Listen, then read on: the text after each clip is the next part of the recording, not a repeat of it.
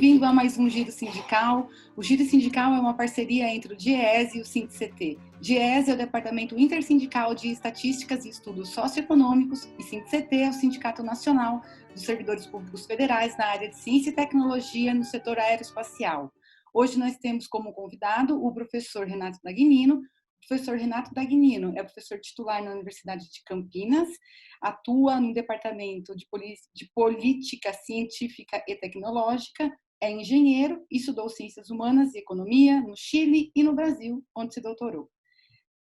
O professor Renato vai fazer uma conversa aqui hoje com a gente sobre ciência e tecnologia, e quem nos acompanha nessa conversa é o Solon Carvalho, que é pesquisador do INPE e o diretor de formação do SINDCT. E também está conosco Fernando Moraes, servidor do INPE e presidente em exercício do sindicato. Fernando Moraes, vou chamar você primeiro para fazer uma saudação em nome do sindicato, a todos nós, ao nosso convidado, e assim daremos início à nossa entrevista.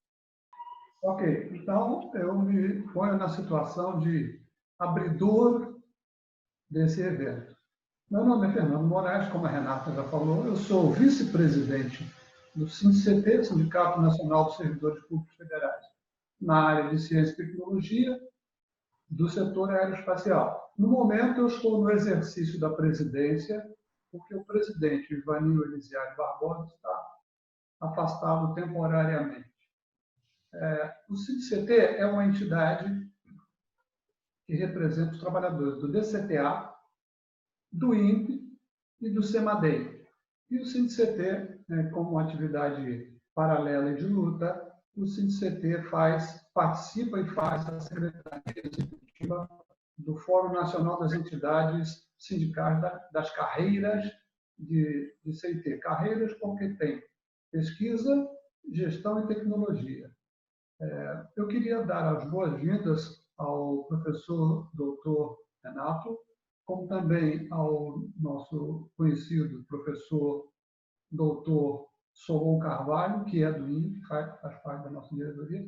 E agradeço muito, Renata, a você, ao trabalho que você faz e ao DIEESE, que está sempre do nosso lado, da classe trabalhadora, que tem uma luta muito grande pela frente, principalmente nesse momento. E o SINDCT se coloca à disposição, tanto do DIEESE quanto do professor Renato, para qualquer forma de apoio, ajuda, participação e colaboração. Obrigada, Fernando. Professor Renato, obrigada por aceitar o nosso convite. A gente sabe que está todo mundo um pouco cansado de ficar na frente da tela do computador, seja para trabalhar, ou seja para estudar, seja para assistir live, participar de live. Então, eu te agradeço demais por ter aceitado estar aqui conosco. Não, eu que agradeço. É sempre um prazer falar com sindicatos. Acho que nós temos que falar muito mais do que falamos da universidade, né, a partir da universidade, com os trabalhadores brasileiros. Então, é sempre uma oportunidade muito bem-vinda estar com vocês aqui hoje. Muito obrigada. Obrigada também, Solon, por topar participar aqui da entrevista, você que é um interessado entusiasta do tema. E eu e você vamos fazer aqui o papel de perguntadores do professor. Só perguntas fáceis, simples, então eu vou começar com uma, só que é a seguinte. Professor, nós temos uma condição no Brasil, que não é uma condição de hoje, é uma condição estrutural, que a gente compartilha com nossos irmãos latino-americanos, que é de um capitalismo dependente, que é de sermos a periferia do capitalismo. É possível para nós pensarmos em fazer ciência e tecnologia? Uma pergunta simples. Essa pergunta vai me obrigar a ir até a pré-história e voltar. Mas vamos lá. A resposta é sim. Sempre vai ser possível fazer ciência e tecnologia. Eu não falo em ciência e tecnologia. Eu falo em conhecimento para a produção de bens e serviços. E a esse conhecimento para a produção de bens e serviços, eu não chamo de ciência e tecnologia, porque eu acho que essa divisão, se algum dia existiu de fato, ela há já algum tempo não existe, eu falo em tecnociência. Quando eu digo conhecimento para a produção de bens e serviços, isso o homem sempre procurou, a humanidade sempre procurou. E o que é esse conhecimento? É o conhecimento que brota de uma ação de alguém sobre um processo de trabalho, que pode envolver apenas ele, um homem caçando um elefante ou um grupo. Quando a sociedade começa a se tornar mais complexa e começam a haver diferenças sociais em função de poder adquirido, sobretudo sobre a terra, que era o único meio de produção existente, começam a existir também processos de trabalho mais complexos. E começa a existir alguém que controla um processo de trabalho. Esse alguém que controla um processo de trabalho, quando age sobre esse processo de trabalho, atua sobre esse processo de trabalho para obter desse processo algum benefício próprio, quando ele faz isso, consegue o seu benefício próprio, consegue um resultado material, ou seja, ele é exitoso, brota daí, emerge daí um conhecimento validado, carimbado como bom para produzir bens e serviços. Ora, então veja, o conhecimento para a produção de bens e serviços é a consequência, é a decorrência de uma ação sobre um processo de trabalho. Ação de quem? De quem o controla. Para quê? Para obter algum benefício próprio.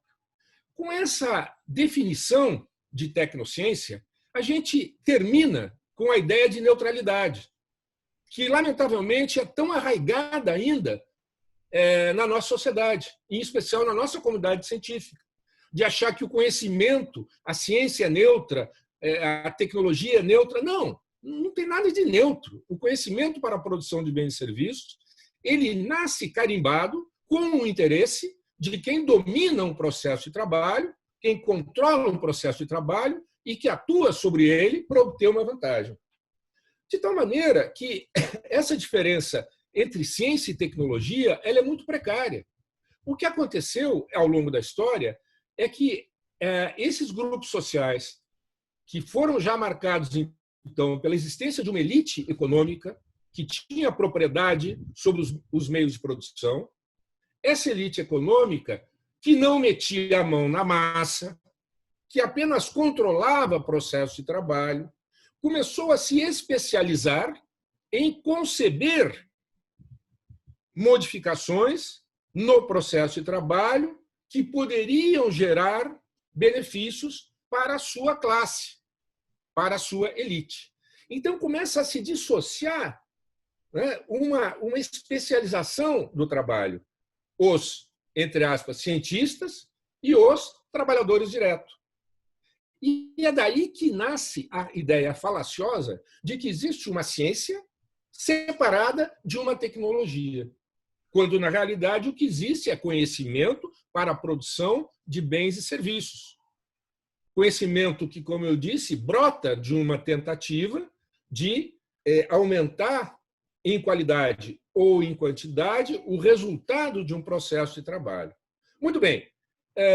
Voltando, então, por onde eu comecei, eu chamo esse conhecimento para a produção de bens e serviços de tecnociência. Ora, nós estamos sempre fazendo tecnociência. Não há como não fazer tecnociência. Agora, se nós pensamos nessa separação que se estabelece, ou melhor, que se consolida com o capitalismo, e essa distinção entre ciência e tecnologia na realidade, uma manipulação ideológica do capital, justamente para fazer com que nós, trabalhadores de uma maneira geral, acreditemos que existe uma ciência pura, neutra, verdadeira, que busca a verdade, que não tem valores, etc., e uma tecnologia que pode usar essa ciência intrinsecamente boa e verdadeira para o bem ou para o mal. Então vem aquela célebre frase, né? A energia nuclear pode matar gente em Hiroshima e Nagasaki, mas pode também curar o câncer. Ora, essa é uma pergunta equivocada. Quer dizer, as perguntas, às vezes, para me ridicularizar, tentar me ridicularizar, alguém diz, bom, mas então existe uma ciência da classe trabalhadora e uma ciência da classe proprietária? Eu digo, sim, claro que existe.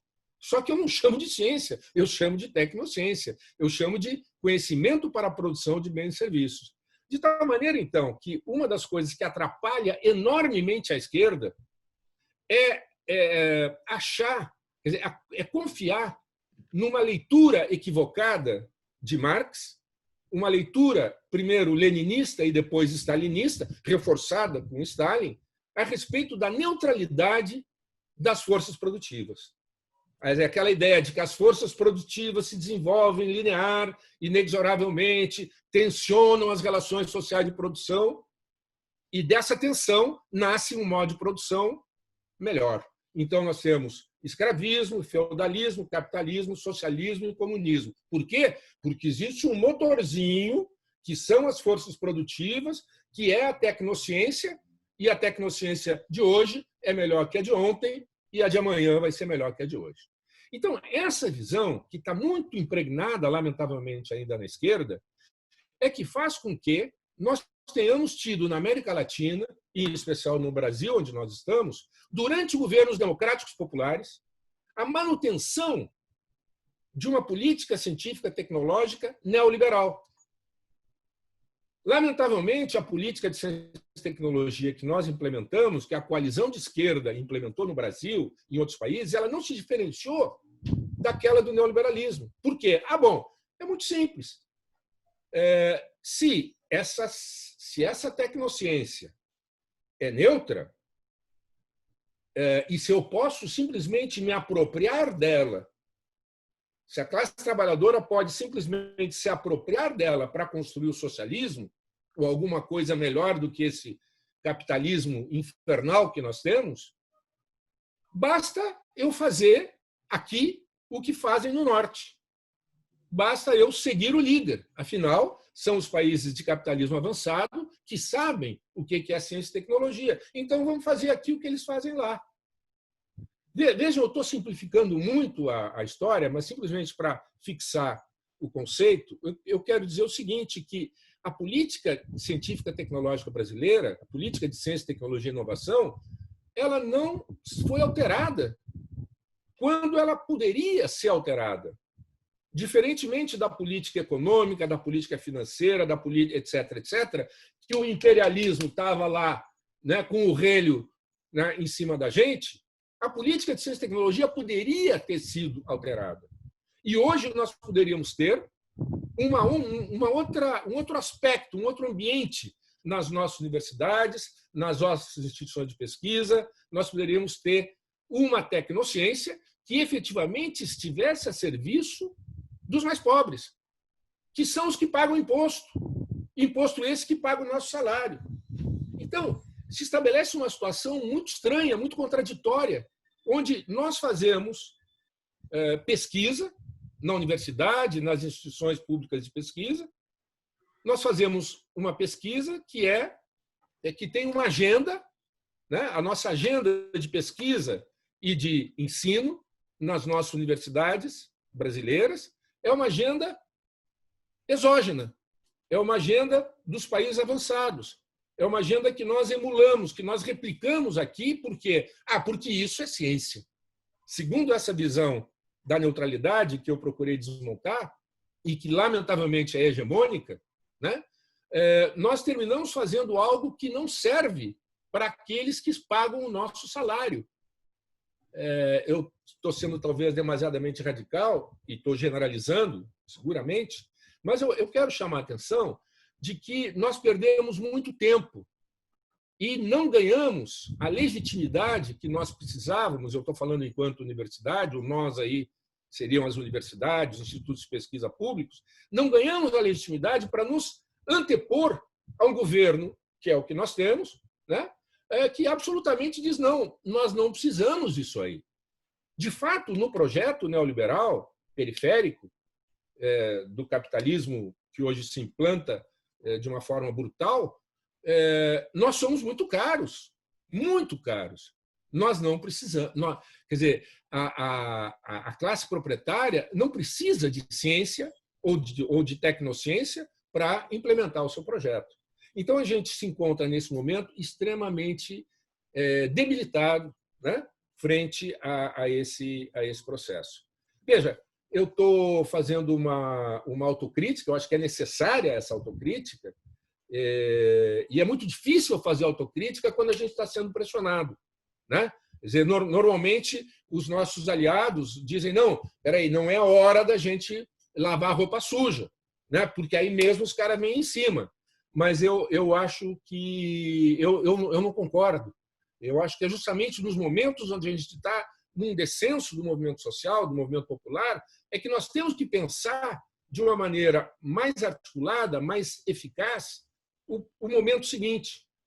Né? Então, é por isso que eu fiz essa longa digressão, Renata, para te dizer o seguinte: nós sim vamos fazer tecnociência, nós sim temos que fazer tecnociência, mas nós temos que fazer o que eu estou chamando de tecnociência solidária. Nós temos que fazer a tecnociência que é a plataforma cognitiva de lançamento da economia solidária. A economia capitalista, ela tem uma plataforma de lançamento muito efetiva, que é a tecnociência capitalista. A tecnociência feita pelas empresas para as empresas. Para a gente ter uma ideia, 70% da pesquisa que se faz no mundo se faz em empresa. E desses 70%, 70% em multinacionais. 7 vezes 7, 49. A metade da pesquisa que se faz no mundo se faz em transnacionais. Que adoram proteger o meio ambiente, gerar emprego, produzir produtos bons, baratos, que nos façam conservar a nossa saúde. Não, não. Essa fronteira do conhecimento técnico-científico, ela é profundamente marcada por coisas que não são as que efetivamente a gente precisa. O 30% que nós fazemos no ambiente público, no mundo inteiro, né? O 30% também está a serviço das empresas. Ou você acha que a gente forma um engenheiro na minha universidade, na Unicamp, para trabalhar numa cooperativa de catadores? Não. Nós produzimos os nossos mestres e doutores para trabalhar nas multinacionais. Então, não obstante, essa maneira de fazer tecnociência, ela é entendida pelos nossos pesquisadores como neutra, como a melhor, como a única possível. Por quê? Porque isso é o que nós temos que fazer. Então, nós temos que lutar, quer dizer, nós temos que convencer aquilo que eu chamo dos corações vermelhos, né? Que entre nós, né, Solon, tem muita gente de coração vermelho. Eu acho que a maioria dos nossos colegas, tem coração vermelho. Né? Querem uma sociedade melhor, mais justa, mais igualitária, mas tem a mente cinza. O que é a mente cinza? A mente cinza é aquilo que a gente estuda na escola de engenharia, nas outras faculdades. Quer dizer, eu digo que a universidade ela se divide entre os inexatos e os desumanos. Não é as ciências humanas e ciências exatas, né? É os inexatos e os desumanos. Né? Quer dizer, nós temos que convencer, e tem mente cinza para todo lado. Né? Nós temos que convencer os que já têm o coração vermelho que é necessário avermelhar a mente. E aí eu digo, vocês querem uma sociedade mais justa? Então vocês querem a economia solidária. Vocês querem a economia solidária? Então vocês têm que querer também uma tecnociência solidária. Agora, e finalmente respondendo a tua pergunta, vamos fazer tecnociência solidária. Agora, ninguém deve sair daqui dizendo o Dagnino quer voltar para as cavernas. Não, o Dagnino não quer voltar para as cavernas. O Dagnino não é louco, como dizia a minha mãe. A minha avó dizia, é louco, mas não rasga dinheiro. Né? Eu não rasgo dinheiro. Eu sei perfeitamente que nós temos que utilizar a tecnociência capitalista para desconstruir e reprojetar. Nós temos que fazer um processo que a gente chama de adequação sociotécnica, que é aproveitar essa herança, porque ninguém vai jogar isso fora, ninguém vai jogar a criança com a água do banho, mas muito conscientes de que, assim como ela está, ela não permite alavancar essa sociedade que nós queremos. Bom, você mesmo disse que a pergunta não era muito fácil, né? E agora está a comprovação. A resposta é muito complicada, eu acho. Mas espero que tenha dado para perceber um pouco, digamos, por onde vai a nossa trajetória de pensamento. Deu para esquentar os tamborins. Solon, Tá, você gostaria de colocar alguma questão nesse momento? Olha, eu fico assim, primeiro, me sinto meio em casa aqui, né? Gostei muito do que o Dagnino falou. eu acho que ele foi muito didático, mostrou as coisas. Eu acho que tem a ver agora com o que a gente conversou de cedo, né? Quer dizer, realmente é complicado, porque o que a gente viu, eu também, né? Vindo digamos, dos corações vermelhos lá da época de estudante que ficou, é complicado a gente ver. E depois eu vou levar um pouquinho do INPE, né? Porque o Danilo fala tudo isso numa convivência na Unicamp, que é um centro acadêmico muito mais aberto do que o INPE. Então é complicado conviver com os pesquisadores do INPE, que é essa coisa. Eu sou PhD, me a respeite. Sabe? Então, olha, tem muita coisa assim sobre o efeito da pandemia. Nós estamos aqui em uma videoconferência, né? O que vai ser depois? Não, a gente está. Eu fico pensando nisso. O cooperativo, me parece que a gente tem ganho um pouco. Eu estou aqui em casa trabalhando com o Covid, você sabe, e a gente tem os papers abertos aqui em casa que eu não teria. Eu teria que ir no serviço para ter acesso. Aqui em casa, até as revistas abriram tudo.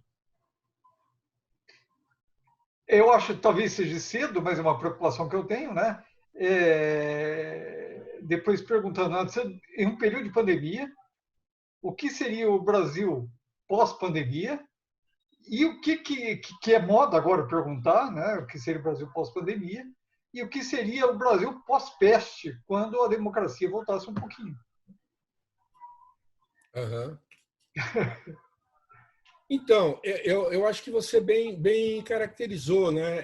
Essa pandemia, ela não é uma coisa que veio e vai embora, né? Eu acho que da maneira como nós estamos tratando o meio ambiente, ele vai responder de forma crescentemente agressiva.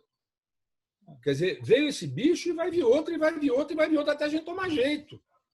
Até a gente se flagrar de que essa natureza que está aí não é para satisfazer os caprichos daquele 1% da população mundial que detém quase a metade da riqueza que nós construímos. Então, eu acho que tem uma questão muito complexa, mas muito evidente, cada vez mais evidente, que não é só o neoliberalismo ou o capital financeiro que está em xeque, é o capitalismo que está em xeque. Eu acho que, então, nós estamos vivendo um momento extremamente rico do ponto de vista do que nós podemos pensar como proposta para o futuro. Qualquer crise, já dizia aquele ideograma chinês, né, oportunidade, ameaça e oportunidade. Então, nós temos uma oportunidade muito importante para propor novas formas de organização da produção e do consumo que dizem respeito à nossa ideia de uma economia solidária. Uma economia baseada não na propriedade privada dos meios de produção, que é o capitalismo, mas nem na propriedade estatal dos meios de produção, que caracterizou o socialismo da União Soviética. Né? Quer dizer, aquela coisa engessada que não era bem o que a gente queria. Então, não queremos propriedade privada, mas também não queremos propriedade estatal, queremos propriedade coletiva dos meios de produção. E queremos autogestão. Não queremos heterogestão, não queremos alguém mandando no outro. Por quê? Porque a gente acredita que o ser humano tem uma capacidade intelectual fantástica. Né? O Domenico Di Masi, aquele italiano, diz, olha, o operário da Fiat usa a sua mente, né, o seu cérebro, a sua mente, 3 minutos por dia. Quer dizer, não é para isso que a gente, quem acredita em Deus, não é para isso que Deus nos colocou nesse planeta, certo? Quer dizer, então eu acho que nós temos centenas de argumentos, de linhas de argumentação, seja no plano econômico, no plano social, no plano filosófico, no plano religioso, para argumentar de que é possível um mundo melhor para todo mundo. Né? E eu acho que essa pandemia ela coloca isso no centro, no foco, né, de todo mundo nesse momento. Cada um respondendo como acha que tem que responder, como pode responder. Quer dizer, o que nós estamos vendo nos Estados Unidos, na Europa, essas concentrações, essas Quer dizer, claro que sempre tem um estopim, né? No caso dos Estados Unidos foi o assassinato daquele homem negro, mas, no fundo, quase que não importa o estopim, aquilo vai ocorrer. Né? Por quê? Porque o descontentamento, ao mesmo tempo, e a chance e a visão de uma sociedade melhor, elas estão mostrando que é necessário dar um fim a esse capitalismo que nós temos. Né? Então, para nós que somos, né, que temos mãozinha de moça, como eu chamo, né? Quer dizer, né, como é que chama? Velejo, né?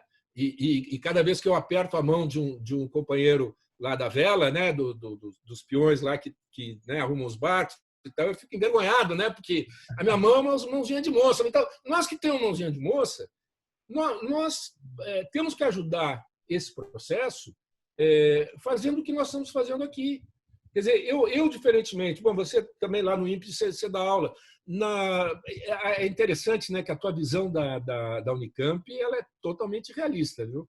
A Unicamp hoje eu acho que é um dos lugares mais conservadores, é uma das universidades mais conservadoras no âmbito que nós estamos falando. Né? Eu digo que a Universidade Pública Brasileira está sendo invadida por 4 cavaleiros do Apocalipse. O cientificismo, né? A ciência é boa, a ciência é neutra, né? O cientificismo, o produtivismo. Né? O produtivismo é o quê? Publica, publica, publica, publica. Quer dizer, parece que as pessoas não se dão conta de que o Brasil ele gasta bem menos de 1% do que se gasta no mundo em P&D ou em CIT. Né? Ora, se nós gastamos menos de 1%, achar que nós devemos ser o 10º fabricantes de paper, eu digo fabricantes de paper, né, de propósito, é meio absurdo. Né? É meio absurdo. Quer dizer, se montou uma engrenagem, uma máquina, né, que praticamente funciona sozinha, mas é autofágica essa máquina. Ela é autofágica. Quer dizer, de 2006 a 2008, quando a economia estava bombando, e quando a gente achava, eu sabia que não iam, mas os meus colegas da Unicamp achavam que ia, a empresa devia fazer pesquisa e devia contratar gente para fazer pesquisa. Nesses 3 anos, nós formamos 90 mil mestres e doutores em ciência dura. 30 mil por ano. 90 mil em 3 anos. Nos Estados Unidos, metade desses caras iriam para a empresa fazer pesquisa, porque é para isso que eles são formados. Não é verdade? Nós formamos mestre e doutor para fazer pesquisa em empresa, né? Em ciência dura. Eu sempre estou falando 90 mil em ciência dura. A Pintec, aquela pesquisa do IBGE, que pergunta para as empresas inovadoras, né? 30 mil empresas inovadoras no Brasil, um monte de coisas, ela pergunta também quantos mestres e doutores você contratou para fazer pesquisa. O dado de 90 mil é um dado da CAPES. A resposta que a Pintec dá é 68 pessoas. Quer dizer, dos 90 mil que nós formamos, as empresas contrataram 68 pessoas. Então, veja como aquilo que eu falei anteriormente, né, sobre a política de ciência, tecnologia e inovação brasileira ter mantido a visão neoliberal para satisfazer as empresas, na realidade é uma invenção, é uma construção do alto clero da ciência dura. O alto clero da ciência dura controla a política de ciência, tecnologia e inovação. E é ele que acha, esse alto clero, que acha que tem que formar mestre e doutor para a empresa absorver. Só que a empresa não é boba. Você conhece algum empresário bobo? Eu não conheço. Não conheço. Os empresários brasileiros, sejam eles brasileiros de fato ou multinacionais, são os melhores do mundo e por isso não fazem pesquisa. Não fazem pesquisa por quê? Porque não precisa fazer pesquisa para produzir o que o mercado quer, salvo raríssimas exceções, e o campo onde vocês estão é uma exceção. podemos tocar nesse assunto depois. Salvo raríssimas exceções, não precisa fazer pesquisa. Basta comprar o que já está feito lá fora. Ora, então vejam como ganha força a nossa ideia de tecnociência solidária. Porque eu também não quero que ninguém saia, depois de ouvir essa entrevista, dizendo o Dagnino acha que não tem mais que fazer doutor no Brasil porque tem demais. Não, não é isso. Não tem doutor demais. Não, não tem. O que tem é que nós precisamos fazer uma economia solidária que seja capaz de mobilizar o nosso potencial de geração de conhecimento para atender às suas necessidades, às suas demandas. Veja, a maior parte, se você olha para fora, a maior parte dos problemas que nós temos no Brasil, de água potável, de saneamento, de habitação, de saúde, de educação, de estrada, de comunicação, eles demandam soluções tecnocientíficas extremamente complexas e que não tem na prateleira para comprar. Não tem na prateleira para comprar. Você vai comprar na prateleira uma tecnologia para gerar saneamento, né? Para 150 milhões de brasileiros que não têm um saneamento decente, você vai comprar onde isso? Quem é que tem isso para vender? Estou dando apenas um exemplo, né? Poderia te dar uma série de outros, para mostrar o campo fertilíssimo que nós temos para produzir pesquisa boa, de boa qualidade, útil e assim por diante. Agora, precisa pensar, precisa projetar, precisa usar esse momento que nós estamos, né? Numa conversa como essa que nós estamos tendo, com os nossos corações vermelhos, que ainda têm a mente cinza. Professor, a gente tem uma questão aqui na região, que ela é uma questão que afeta, na verdade, todo o país, que está relacionada a uma grande empresa, que é a Embraer. Na sua última fala, você falava sobre produtos, sobre o que a gente já produziu, o que a gente pode produzir, deu alguns exemplos. O Ivanil, que é um companheiro do sindicato que está afastado nesse momento da diretoria, ele sempre cita que é o seguinte: o Brasil começou a fabricar aeronaves antes de fabricar louça sanitária. A gente ainda importava louça sanitária, enquanto já fabricava aeronaves. Hoje, a Embraer ela ainda não é brasileira, ela é brasileira, ela ainda tem uma golden share, ela ainda tem uma possibilidade de controle estatal sobre alguns itens, mas ela é uma empresa de capital privado e com ações negociadas em bolsa. E ela hoje só não é parte da Boeing, só não virou Boeing do Brasil porque a Boeing desistiu. Existem muitas pesquisas em torno da Embraer enquanto um arranjo científico-tecnológico no entorno. E existe também uma questão muito atrelada, que é a questão de soberania. E hoje existe uma campanha por parte dos sindicatos e que tem ganhado bastante adesão entre intelectuais, não necessariamente apenas sindicatos, mas outras entidades da sociedade civil, que é a de reestatização da Embraer, até porque ela vai precisar de muitos recursos depois da desistência. Então, eu queria que... Tem várias entradas, gostaria que o professor comentasse o tema. A indústria de armamentos brasileira, que está dando um resultado tão importante, né? A Embraer, a Avibras, a Engesa e tal. Por que você não vai estudar um caso bem-sucedido em vez de ficar estudando essas coisas que deram errado? Aí, legal, vamos estudar isso. Então, comecei uma pesquisa que foi extremamente difícil, porque era tudo sigiloso, ninguém tinha dado, eu tive que garimpar, etc.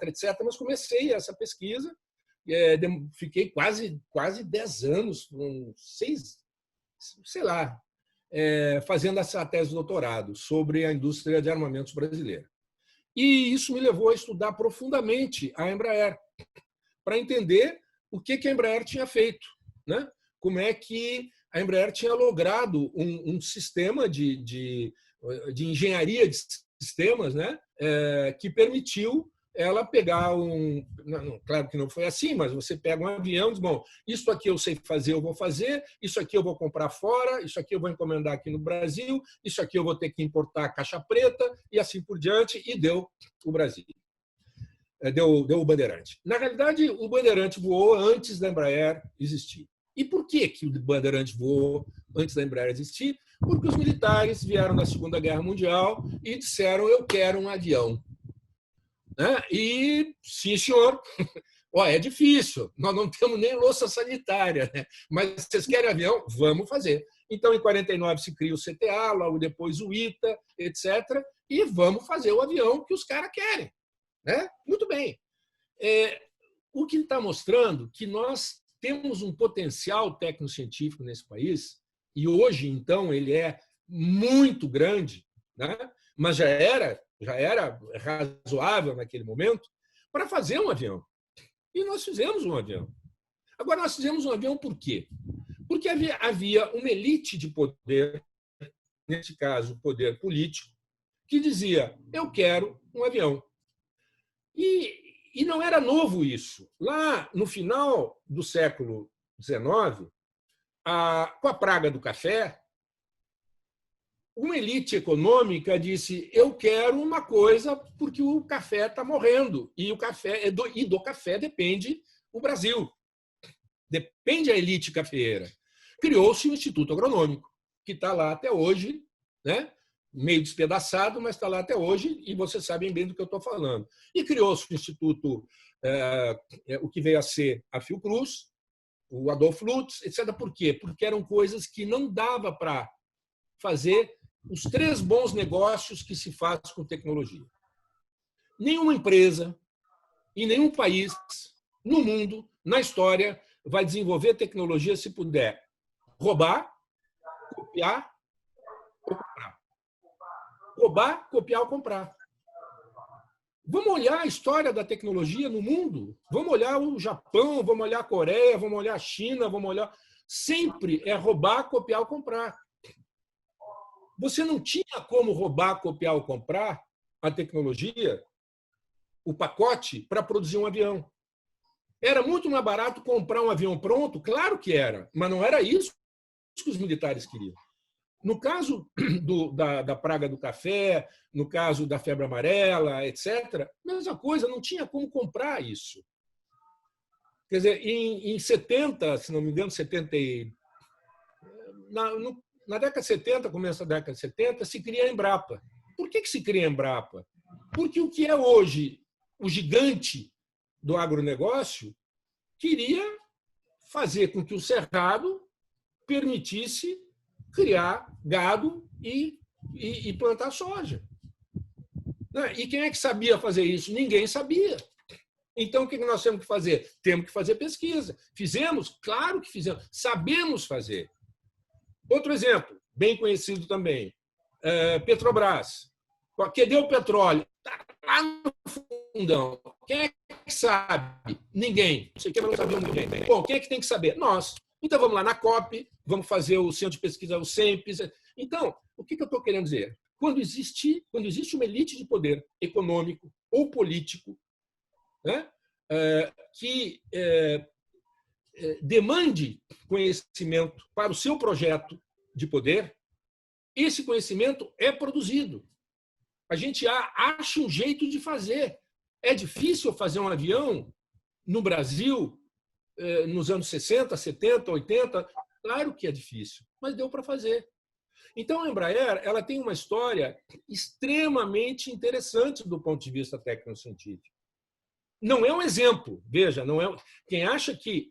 Porque aí vem os maluquetes, né, e dizem: a Embrapa deu certo, então nós vamos fazer a Embrapi, né, a Empresa Brasileira de Pesquisa Industrial. Mas é outra coisa. É outra coisa. Né? A Embraer deu certo, então vamos emular a experiência da Embraer em outras áreas. Se tiver poder econômico ou político que demande o conhecimento, dá certo. Bom, mas enfim, voltando para a Embraer. Então, é isso que a gente precisa entender. Né? Por que nasce a Embraer? Quando nasce a Embraer? o contexto mais geral da Embraer, nós estamos falando muito do contexto específico, né? De uma elite de poder político. O contexto mais geral era o nacional-desenvolvimentismo. Era a ideia que veio lá dos anos 50, né? De que era possível replicar na periferia do capitalismo alguma coisa capitalista mais robusta, né? Então tinha toda essa ideia de soberania nacional, tinha essa ideia de autonomia, né? Que não é a mesma coisa que independência tecnológica, autonomia tecnológica. Tudo isso eram ideias-força que permearam, né, uma série de atividades. O governo militar, aquele mesmo que torturou, estuprou, etc., se caracterizou por uma coisa que os militares têm. Vocês conhecem até melhor do que eu. Quer dizer, os militares têm uma hierarquia tão forte, tinham, né? Agora está tudo esculhambado, mas vamos lá, que os militares suportavam. Você está rindo, né? É uma desgraça, né? Mas a gente tem que rir. Está esculhambado mesmo. Os caras conseguiram esculhambar até a hierarquia, que é a única coisa que eles tinham, etc., que os protegia. Eles conseguiram esculhambar. Mas era justamente essa hierarquia que permitia que tinha o cara lá dentro que gostava de avião, que gostava de matemática, e o cara que gostava de estuprar. Tá bom, você estupra e você faz avião. E no final dá tudo certo, certo? Então, o regime militar ele é o responsável pela reestruturação do CNPq, pela expansão da universidade pública, sobretudo nas áreas de ciências exatas, a criação do sistema de pós-graduação, a FINEP, o fortalecimento do BNDES. Tudo isso os militares fizeram, né? O programa espacial. O programa espacial, claro. Quer dizer, o programa espacial ele tem um caráter dual, né? Porque essa coisa também a gente teria que conversar, né? Porque tem muita gente que estudou a indústria de armamentos e o complexo aeroespacial muito focado na questão militar estrito sensu, né? Mas o problema é que os militares brasileiros eles não eram militares estrito sensu. Eles não queriam apenas ter armamento, ter um míssil balístico. Eles queriam sim explorar o espaço. Eles queriam sim construir no Brasil uma potência, enfim, aquele projeto do Brasil grande potência, ele não estava somente baseado numa superioridade bélica na América Latina. Não, era um país que, dentro da visão dos militares, tinha que, enfim, gerar condições técnico-científicas para fazer o país avançar. Bom, mas tudo isso para dizer o seguinte, que a Embraer ela teve uma estratégia na área tecnocientífica extremamente valiosa, extremamente interessante, né? Em nenhum lugar do mundo produzir arma dá lucro. Isso que nós temos que entender também, né? E entender que a indústria aeronáutica ela só existe como ela é porque existe um complexo industrial militar que precisa de aeronaves, certo? E esse complexo industrial militar ele não é para dar lucro, pelo contrário, ele é extremamente, como se diz isso, o contrário de lucrativo, dilapidador, ele é extremamente pernicioso para a economia. Ele dá lucro para meia dúzia, mas para a sociedade, para o país, ele é muito caro. Por que os Estados Unidos produz armamento do jeito que ele produz? Porque ele tem um objetivo estabelecido pela sua sociedade, do jeito que ela decide, não me interessa, né? Mas eles acham que eles têm que ser a polícia do mundo. E para proteger os seus interesses de país, de nação, eles têm que produzir armamento. Isso dá prejuízo? Dá. Mas não me importa que dê prejuízo econômico, porque o que eu vou ganhar do outro lado de lucro econômico dominando o mundo é muito mais. Então, eu acho que essa leitura que a gente tem que fazer, que é a leitura que me parece correta, ela não é feita no Brasil. Né? Por que ela não é feita no Brasil? Porque as pessoas não estudam economia da defesa. O pessoal que é responsável, basta você ler a Estratégia Nacional de Defesa. Aquilo ali não foi feito por economistas de defesa. Eu sei porque o meu doutorado foi sobre isso. E durante algum tempo eu era na América Latina, quem é que sabe de economia de defesa? Renato Dagnino. Aí eu ia para os Estados Unidos, ia para a Europa, etc. Por quê? Porque não tinha ninguém. Então, esses caras, eles não entenderam ainda que produzir armamento, de uma forma geral, mas produzir também aviões, não é para dar lucro. Não é para dar lucro. É um objetivo estratégico. Ora, se você pensar bem, a Embraer, né, junto com a canadense, Bombardier. A Bombardier, né? A Bombardier e a Embraer, elas dominavam, a Bombardier se deu mal agora, não importa, mas elas dominavam o quê? O mercado de commuters, né? E o mercado de aviões grandes? Esse era europeu ou norte-americano. E de aviões pequenos? Esse era americano. Então, o que acontecia? Que esse segmento ele ficava pressionado entre esses dois. Tá? E os Estados Unidos era, ao mesmo tempo, o maior comprador de commuters e o maior fabricante de aviônicos. Turbinas, toda a parte de microeletrônica. O Brasil, a bem da verdade, não produz nem chapa de alumínio de qualidade aeronáutica. Vocês sabem disso melhor do que eu. Certo? Né? Então, o que acontecia? A Embraer ela importa, né, 90% das matérias-primas que ela coloca no seu avião é importado. Né? E uma porcentagem muito grande da sua produção é exportada.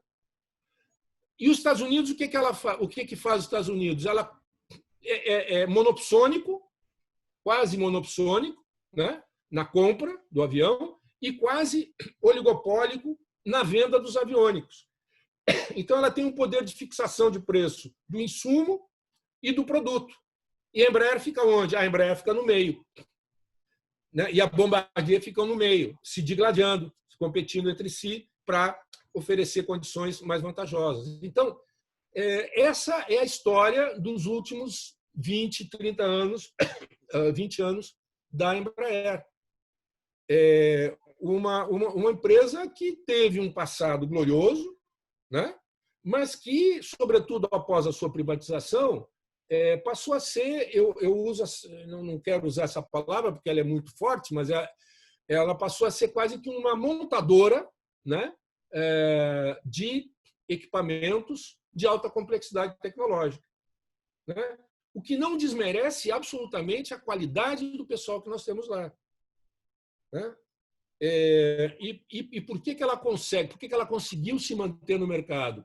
Porque o avião não é um produto onde a mão de obra qualificada seja desprezível. Não é.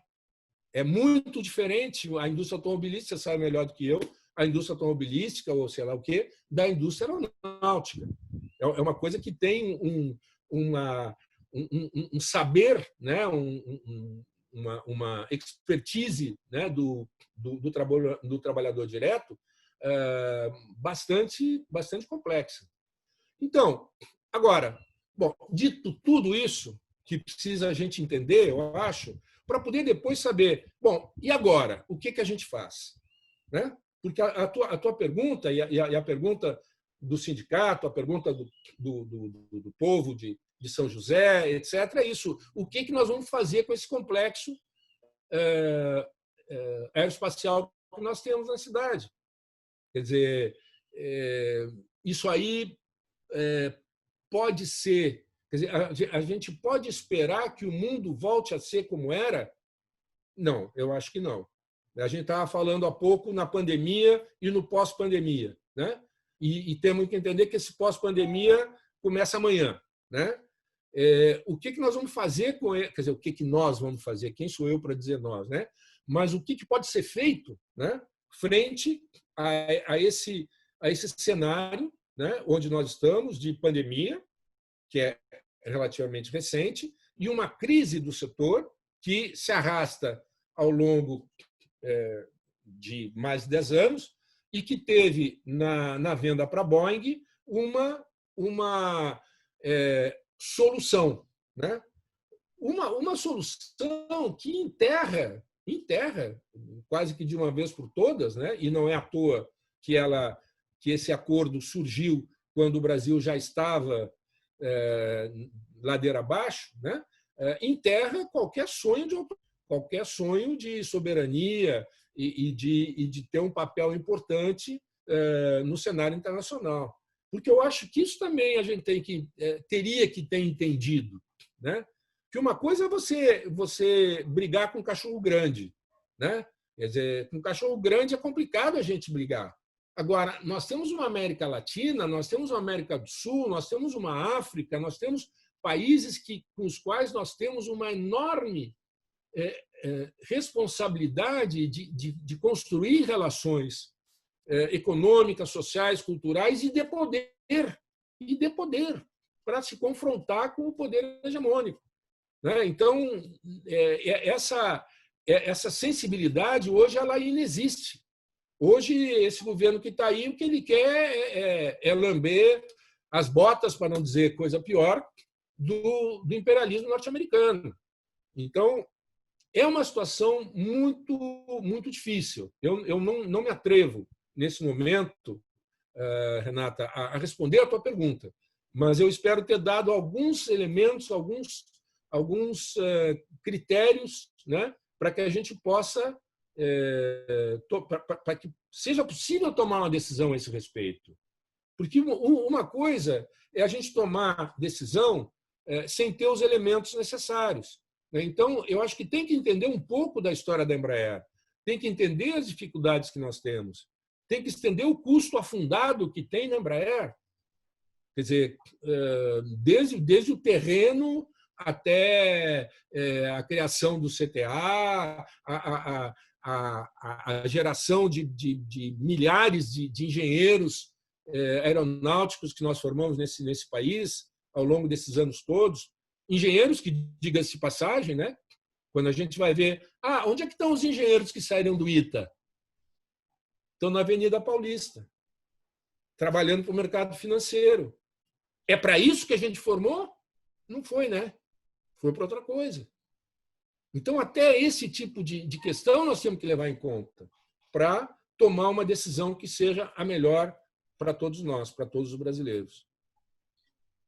Solon, você ainda gostaria de colocar alguma questão? Não, olha, eu fico aqui pensando em tudo que o Renato fala, né? Realmente é uma visão geral e eu acho que é fundamental que a gente pense e repense, né?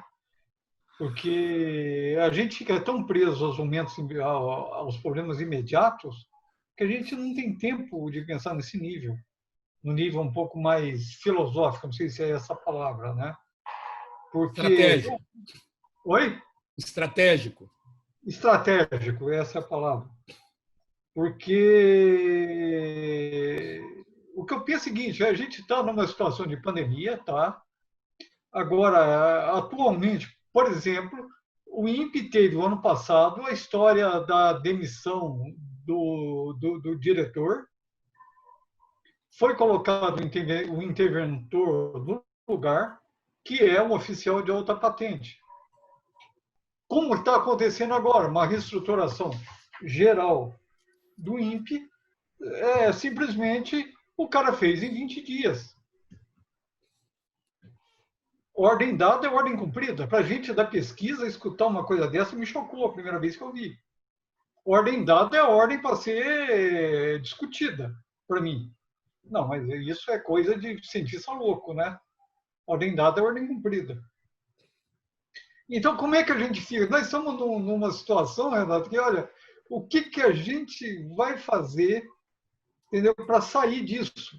Me parece que, olha, pelo amor de Deus, volte o Temer. A gente chega a pensar esse tipo de coisa, sabe? Eu estou ficando maluco. Solon, Sabe? calma, Solon, Eu me calma. vejo aplaudindo quem que estava esses dias atrás, o ministro da Ciência e Tecnologia, o Kassab. Ah, pelo amor de Deus, né? Que ponto nós estamos chegando? Quer Calma. dizer, Então, eu acho que esse ponto que esse ponto que você coloca é muito importante, porque nessas situações a gente tende a olhar para trás e desejar que o relógio ande para trás, que a história volte, né? Como você diz, puxa vida, que saudade do Temer, né? O problema é que, bom, primeiro, que o tempo não anda para trás, né? Não estou dizendo nenhuma novidade, né? Certo? O segundo é que o que existia lá também não era bom, né? Eu acho que esse momento que nós estamos vivendo, isso que nós estamos falando, é justamente uma reflexão para mostrar que o que existia lá atrás também não era bom. Eu me referi à política científica tecnológica, né? Política de ciência, tecnologia e inovação, né? Fiz aquela história toda, etc., para mostrar que a gente perdeu um tempo precioso, né? Um tempo onde a gente poderia ter mudado a maneira de fazer tecnociência no país, né? Que usar esse potencial tecnocientífico para fazer outro tipo, para gerar outro tipo de conhecimento, né? Você tá me dando o exemplo do INPE, quer dizer, é claro que quando a gente é acuado, né? Quando a gente é golpeado, né? Quando o inimigo nos obriga a fazer uma coisa, a gente diz, não, nós vamos fazer o contrário, certo? Porque o inimigo quer isso, então nós vamos fazer... O inimigo quer A, então nós vamos fazer Z, né? O que também está errado.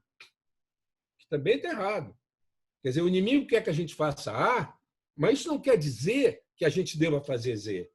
Ou seja, em outras palavras, nem tudo que o inimigo quer, né, é algo que deve ser objetado liminarmente, simplesmente porque ele quer que seja assim. Tá? Não sei se eu estou me fazendo entender, mas eu acho que a gente corre também esse risco, né, de achar que nós não podemos ter uma solução que não seja simplesmente uma solução de reação à violência que foi cometida quando demitiram o cara que estava dizendo que a Amazônia estava sendo queimada. Quer dizer, claro que isso nos dá uma raiva enorme, né? Mas essa raiva não pode ser transformada numa ideia de que, então vamos voltar do jeito que era. Enfim, nós temos que pensar estrategicamente, nós temos que pensar o futuro com um horizonte mais longo, né? Eu acho que isso está faltando para a esquerda. A esquerda não está conseguindo pensar o futuro de uma forma, não sei, adequada, né?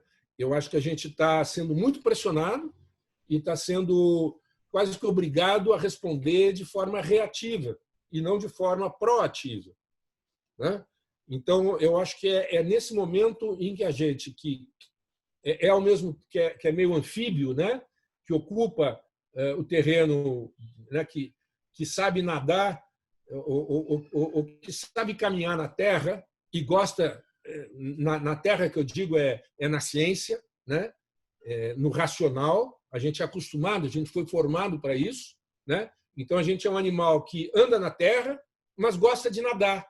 Ou seja, a gente gosta de nadar na água da política, né? A gente não nada tão bem quanto os peixes, né? Mas também peixe não sabe caminhar na terra. Então a gente é sapo, né? A gente é sapo. A gente salta na terra e quando precisar a gente vai para a água. Então eu acho que essa característica de anfíbio, né, que essa parte da comunidade de pesquisa brasileira tem, né, dos corações vermelhos com mente avermelhando, né, é muito necessária nessa hora. Porque a gente conhece a política, a gente é militante, vocês são militantes. Eu enfim, não posso me considerar um militante, mas sempre Sempre tive do lado da esquerda e sempre tentei, né? E, ao mesmo tempo, fiz uma carreira acadêmica, né? Lá na Unicamp e tal. Não sou muito valorizado, porque eu sempre tive uma posição meio contra-hegemônica, né? Mas, pelo menos, sou professor titular, publico, né? As pessoas mais ou menos... Então, eu acho que a gente é muito valioso nesse momento. Muito valioso, né? E a gente tem que tentar influenciar mais os nossos dirigentes. Quer dizer, essa discussão que nós estamos fazendo, ela não entra dentro do PT. Eu sou filiado ao PT. Né? Agora, essa discussão ela não entra. E não entra por quê? Basicamente, não entra porque os nossos colegas, os nossos companheiros, para resumir numa frase, consideram que a tecnociência é neutra. Eu tenho uma provocação. Eu sempre falo a parte fechada para os amigos, né? Mas dizendo aqui agora que, olha, eu vivi o final da ditadura militar. Como militante de esquerda lá, a gente varava a noite discutindo como a gente ia tomar o poder. Eu não lembro da gente discutindo o que a gente ia fazer depois de tomar o poder. Sabe? E aí chegamos, isso eu sempre provoquei também, que a ciência e tecnologia ficou para trás. Não foi discutida como deveria. E agora a gente chega nesse ponto que... Agora, ainda mais, eu estou numa área de exatas. O INPE é predominantemente exato. Claro. E aí você tem também a diferença, né? Eu sou engenheiro de formação também. Quer dizer, não, ciências humanas é outra história. Pelo amor de Deus, o que a gente escuta no dia a dia, o pessoal abaixando as ciências humanas, eu falei, pô, não dá para aguentar isso, né? Engenheiro sabe tudo? Não é, não. Eu acho que você chegou muito mais numa média do que eu. Eu fiquei mais fechado nas minhas equações malucas, né, pô? E é complicado. Eu também tive isso, né? Uma carreira acadêmica, uma carreira aqui, né? Política. Eu acho que você colocou bem. Quer dizer, a gente discutiu muito como é que nós vamos tomar o poder, mas não o que nós vamos fazer depois. Né? Então, nesse momento, né, fora Bolsonaro, fora essa cambada de fascista, corrupto, sem vergonha, fora. Mas o que nós vamos fazer depois? Porque, veja bem, a gente não pode achar que aquilo que a gente fez antes é tudo o que a gente pode fazer. O povo espera da gente muito mais do que isso. E aí eu acho que a questão concreta da economia, da vida das pessoas, da relação entre as pessoas, da relação com a natureza, da questão do feminismo, da questão do racial, da questão dos LGBTs, etc. Tudo isso é importante. Né? E tudo isso eu enfecho no termo economia solidária. Nós temos que ter uma outra economia, não pode ser a economia capitalista, selvagem, financiarizada, e também não pode ser a economia infernal. Porque hoje nós não temos economia formal e economia informal. Nós temos essa economia dos banqueiros e a economia infernal. Essa economia infernal é o pessoal do Uber, é o pessoal do Zap, é o pessoal que está totalmente desprotegido. Nós somos 210 milhões de brasileiros, 160 em idade de trabalhar. Esses 160, menos de 30 têm carteira assinada. Menos de 30. Nós temos por baixo, nós temos 80 milhões de brasileiros que nunca tiveram emprego e nunca vão ter. Não pensa que a quarta revolução industrial, o 5G, a inteligência artificial é brincadeira. Não é brincadeira, não. Não é brincadeira. Nós vamos sair dessa pandemia, quando sairmos, num nível de miséria que, olha, vai ser difícil não ter uma explosão social. Né? Lamentavelmente, não vai ser uma guerra civil. Eu dou aula de gestão pública, né? E eu digo para os meus alunos, né? entre aspas. O problema é que os pobres queimam ônibus em vez de queimar BMW. Eles têm que queimar BMW. Entendeu? Quer dizer, nós estamos numa guerra civil no Brasil há muito tempo. Né? A quantidade de gente que morre assassinada no país é uma loucura. Agora, é uma coisa errática, é uma coisa que não aponta para nenhum lado. Né? Então, o que eu estou querendo chamar a atenção é para a necessidade urgente, né, que a gente pense nessa economia solidária, que a gente faça essa economia solidária acontecer. E, no nosso lado, pensar na tecnociência solidária, que é isso que me aflige. É aí que eu acho que a gente pode, o INPE, o sindicato, as universidades, etc., podem tomar para si, para tentar ajudar o país a sair desse despenhadeiro que a gente está. Eu uso uma expressão, uma maneira de falar, é o seguinte: o capitalismo é o pior regime econômico que existiu, mas é o único que tem. Nós só temos hoje o capitalismo. Aí eu penso numa harmonia ou desarmonia.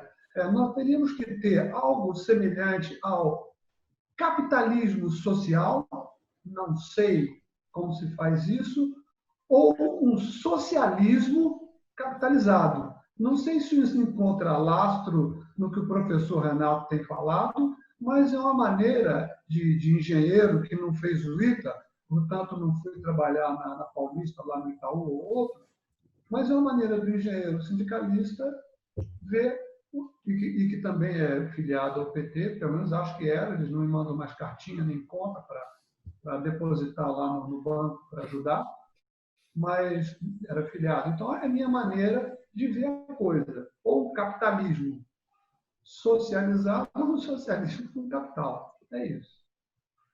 Então, isso que você está expressando dessa maneira, a gente chama de economia solidária. Quer dizer, a economia solidária é o germe do socialismo dentro do limite que o capitalismo hoje permite. Você não vai ter, pelo menos não está no nosso mapa, uma revolução tipo a Revolução Russa de 1917, ou a chinesa de 49, ou a cubana de 59, ou o Vietnã. Não, você vai ter uma coisa que vai demorar muito tempo. Essa economia solidária é para os meus bisnetos. Eu tenho plena consciência disso. Mas nós temos que começar a fazer isso agora. Eu concordo contigo. Só o nome que eu dou, o nome que a gente dá é economia solidária, para isso que você está aí idealizando. Perfeito. Na Índia tem algo assim, né? Essas coisas elas nascem localizadas. Né? Você tem na Índia coisas muito parecidas, como tem no Brasil também, numa escala ainda muito pequena. Muito obrigado por poder, né, compartilhar com vocês essas viagens aí, né, essas divagações, e espero ter ajudado a vocês seguirem o trabalho tão importante que vocês desempenham. Obrigado. Obrigada a você, professor Solon e Fernando. 30 segundinhos cada um para concluir. Renato, muito obrigado. Acho que foi um ótimo papo. E esperamos você mais vezes por aqui. Nós vamos te perturbar. E eu acho que a gente tem muitas ideias para trocar. Obrigado mesmo, foi ótimo. Em nome da diretoria do sindicato e da nossa categoria em si, nós agradecemos ao professor Renato essa discussão muito proveitosa. Amanhã nós vamos procurar fazer uma boa divulgação dessa apresentação para os nossos colegas, e fora também temos vários grupos. E esperamos contar com o professor mais vezes para discutir temas importantes. Alguns nos chamaram bastante atenção, nós vamos dar um provocativo. Muito obrigado. Obrigado, Renata, pelo trabalho que você vem fazendo. Professor Renato, muito obrigada. Solon, nosso Namastê. professor de comunicação. Fernando Moraes, nosso presidente em exercício. Muito obrigada também a você que nos acompanha pelas redes sociais. Fique conosco. Eu sou Renata Belzunces e apresentei mais um Giro Sindical. Obrigada. Tchau, tchau.